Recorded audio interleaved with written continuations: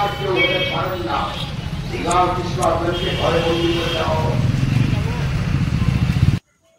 পূর্বস্থলী ১ নম্বর ব্লকের নাদনঘাট থানার অন্তর্গত নসরতপুর পঞ্চায়েতের সমুদ্রগড় রেলবাজারে তৃণমূল কংগ্রেসের ডাকে একটি পথসভা অনুষ্ঠিত হল। উপস্থিত ছিলেন রাজ্যের মন্ত্রী স্বপন দেবনাথ, জেলা পরিষদের কর্মধ্যক্ষ আরতি খান, পঞ্চায়েত সমিতির সভাপতি দিলীপ মল্লিক সহ আরও অনেকে।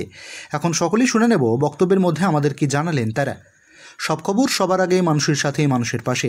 অরুণিমা দেবনাথের রিপোর্ট, MBS নিউজ।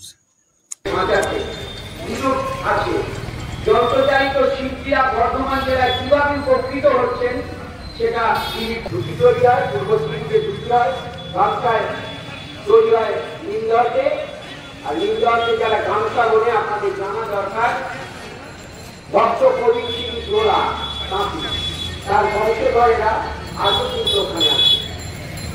আমরা উপায় করে দিচ্ছেন গরিব তাঁর শিল্পীদের শিল্পকে ধ্বংস করার জন্য তার বিরুদ্ধে কিন্তু নজর করে কোনো যুদ্ধ ব্যবসায়ী প্রতিবাদ করে। ওরা পশ্চিমবাংলায় করে, এটা আমি চ্যালেঞ্জ করে বলতে পারি। মমতাকে আমাদের বাংলার বস্ত্রমন্ত্রী করেছিলেন, আমি চিঠি করে প্রতিবাদ জানিয়েছি। পঞ্চম স্থান অধিকার করেছেন অর্ঘ্যজিৎ বর্ষা, তার প্রতি আমার শুভেচ্ছা রইল। আমি নিজে তার বাড়িতে তার বাবা মা পরিবারের সকলকে অভিনন্দন জানিয়েছি। আমাদের দশম স্থান অধিকার করেছেন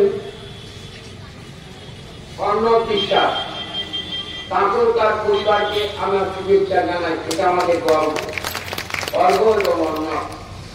আবার আমার বিধানসভা কেন্দ্রে আরেকটি ছেলে সুলতানপুর বিদ্যালয়ে, সেও দশম স্থান অধিকার করেছে। আজকে ওর বাড়িতে রওনা হচ্ছিলাম, ওর বাবা খবর দিলেন যে আজকে বর্ধমানে, আগামীকাল যাবে।